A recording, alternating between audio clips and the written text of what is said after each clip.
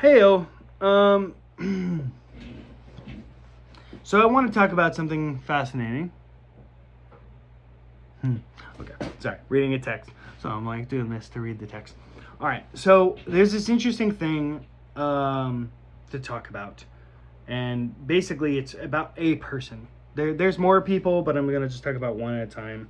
And today I want to talk about Roman Polanski. Now, I saw an interesting video, and then, oh my god, that's going to bother me so much. Let me just flip it like this. Sorry, this is me hiding my bald spot. Because this way, man, it looks like I don't have a receding hairline. You know what I mean? You can't even tell where the hair... Oh, never mind. If I do that, you can. But, like, this way you can't. You know what I mean? Oh, God. I'm still offended that this one woman on the internet said I'm balding. And I'm like, you're right. You're right. And it's mean. It hurts. It's hurtful. Anyhow, that aside. So, Roman Polanski, for those of you who don't know, is a very well-known, very successful director. He's directed several films. He's won, I think, at least one Oscar, if not more. He directed a famous movie called Chinatown, Rosemary's Baby, The Tenant, Ghost Rider, The Pianist was a really big one back in 2002. Yeah, he's got a certain style. He's very avant-garde type director. So he's not for everyone. He's not gonna direct a Marvel film. Not one of those types of guys. Although that would be fascinating. What became problematic... So initially, and I made a video about this, talking about Charles Manson, his wife was one of the victims of Charles Manson's cult. The family is what they were called. Tate was her name, I believe. Emily Tate? Elizabeth Tate? Anyhow, she died. And she was pregnant with his baby. We think. I think that's kind of well established, actually. But, whatever. So that's dramatic in and of itself.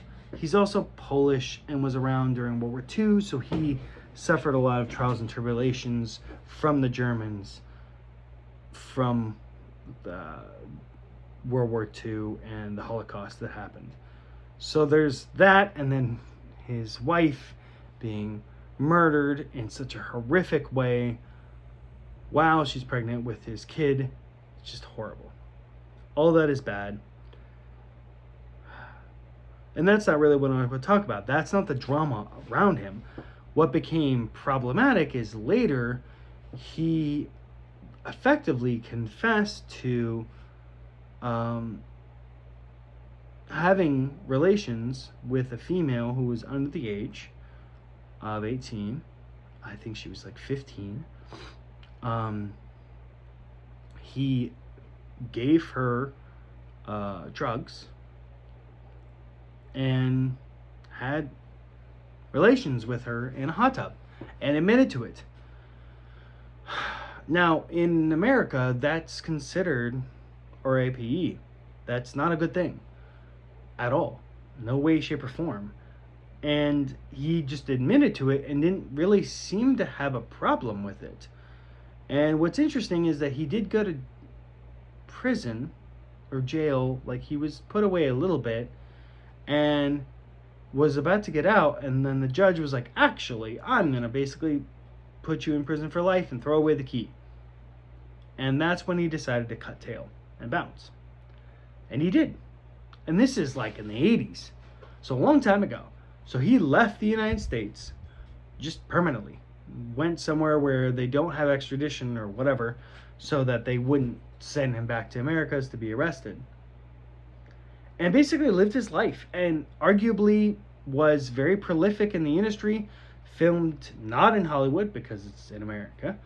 And he kind of became the toast of the town, especially in 2002 when he made The Pianist. He had a lot of very successful films, but they were all kind of indie stuff. And then The Pianist was this whole epic film set in World War II, and it was like very dramatic. And I saw it. It was a great film. And he won Best Director for it. But obviously wasn't there to accept his award because It's in Hollywood.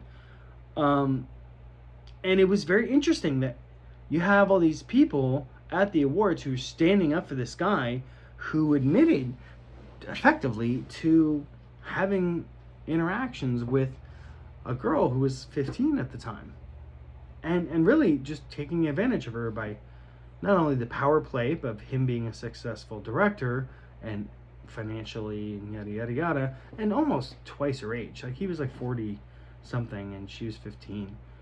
So I mean, I guess that's more than twice her age. Jeez. God. But yeah, and then there's later indications of him doing similar things, and frankly having no remorse and thinking it's kind of like normal, like whatever. Now I understand he's European and like age of consent in some parts of Europe is like 16 or maybe even less.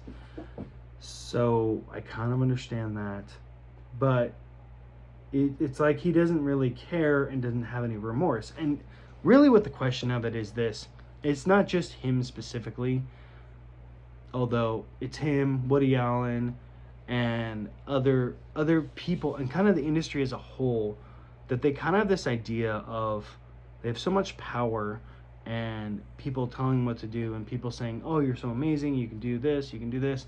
And when to make a film, you have a director who's kind of responsible in part, you got the producers as well, for how to spend these multi-millions of dollars to make a film that'll make even more money.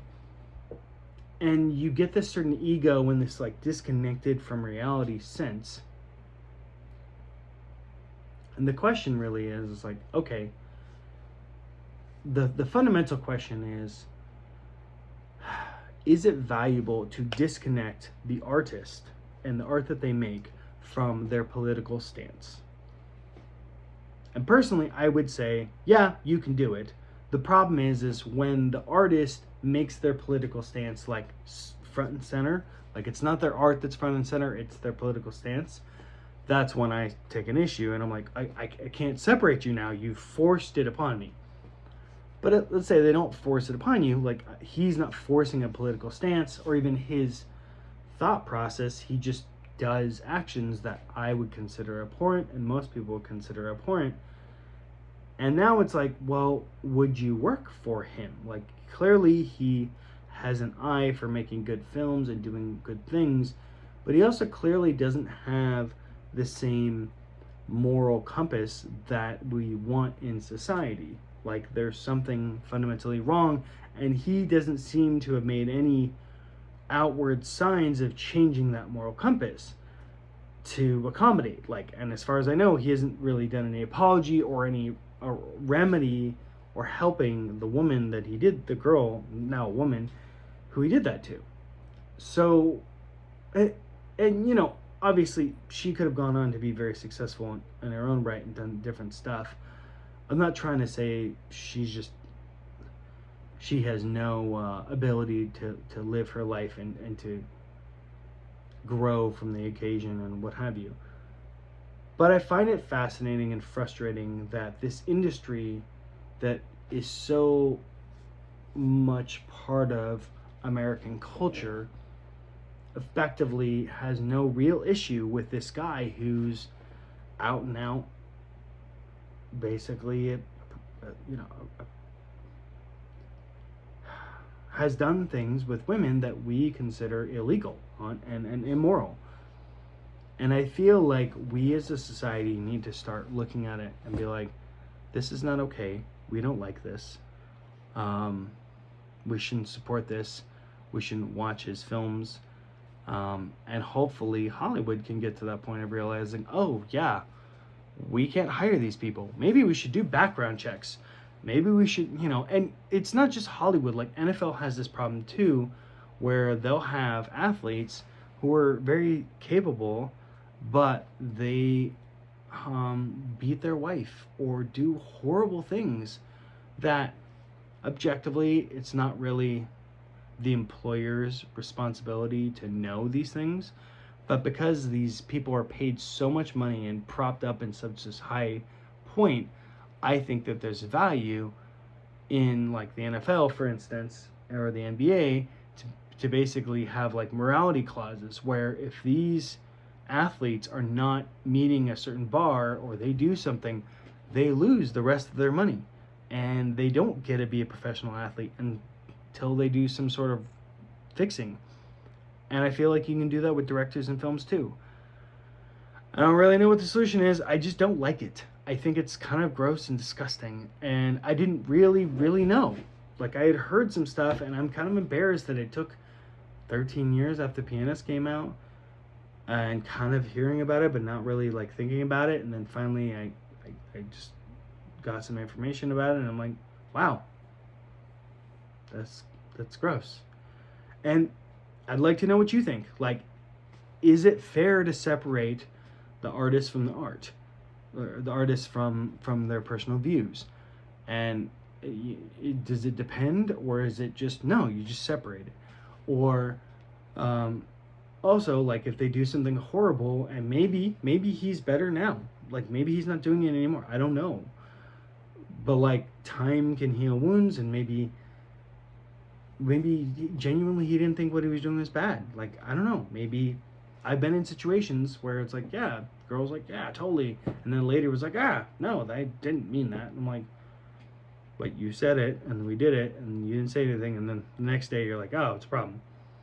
Now, it wasn't with anyone underage, so I'm not saying it's the same thing at all, but I can kind of sympathize a little bit to that extent of having my own personal issue with that. But I'm not in his level at all, and I'm married now, so like it wouldn't be a thing anyways. But I'm curious as to what your take is on these things.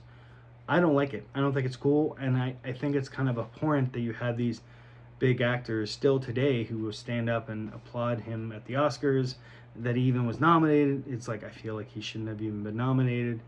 And frankly, the movie shouldn't have been made. Just get a different director, because why would you have him? I don't know. It's disgusting and weird. So anyways, that's it for today. I love you all. Flatman out. Bye-bye.